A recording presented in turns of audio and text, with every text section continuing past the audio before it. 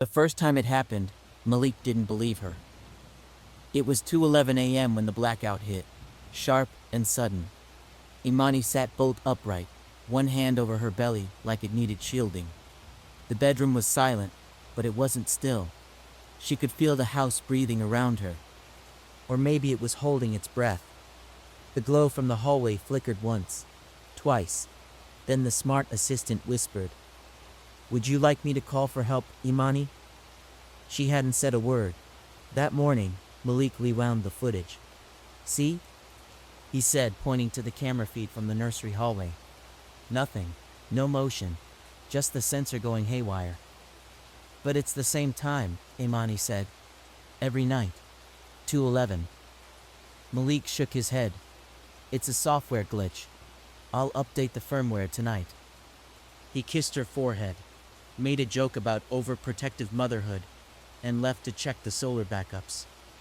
But when she walked past the nursery cam, it panned toward her before she even crossed the sensor. It was watching her. The second night, it wasn't just the hallway. The kitchen lights flicked off. The refrigerator chirped an error code. The air purifier shut down with a soft mechanical sigh. Then, just before 2:12, everything blinked back on, except the digital clock in the living room. It stayed dark. Just black plastic and a faint humming sound she couldn't locate. Malik was asleep beside her, but Imani was wide awake. The voice didn't speak again, but the house felt like it was waiting. Not in anger, not even in warning, in recognition. The third night, Malik stayed up with her.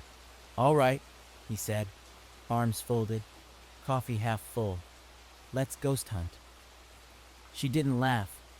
They sat in the living room, the house dim and quiet, watching the minutes click toward 2:11. Imani could hear her heart beating in her ears. She'd lit a candle, just in case, though she told herself it was for the scent. At 2:10, the smart mirror in the entryway lit up with Malik's voice, though neither of them had spoken. "System diagnostic complete. Root anomaly detected. Would you like to cleanse?" Malik froze. "That's not a prompt," he said. I didn't program that." Imani leaned in, her voice low. "Cleanse what, Malik?" The mirror screen rippled, a flicker of static like old TV snow. Then it went black. So did everything else.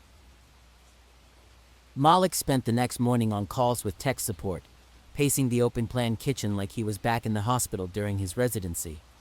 Trying to diagnose something too quiet to be obvious, too strange to be real.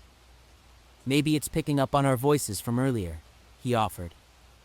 Imani didn't respond. She was staring at the thermostat, which had reset itself to 72.2 degrees. "It's not broken," she said. "It's trying to talk." He scoffed gently. "What, the house?" She nodded, then paused. "No, something in it." That night, Imani didn't wait for the lights to fail. She lit the same candle, red clay and sandalwood, her mother's favorite. She unplugged the assistant hub, pulled the battery from her smartwatch, and sat by the window. The moon was full, high, and cold. At 2:11, she saw the backyard floodlights die out in sequence. Not all at once, but one by one, like footsteps moving closer. And then, from the corner where the nursery door met the hallway, she heard it. A light click. She rose to her feet, slow and steady. The flickering began again, this time not in the house, but in the yard. Small, soft flashes, like fireflies moving in a perfect circle.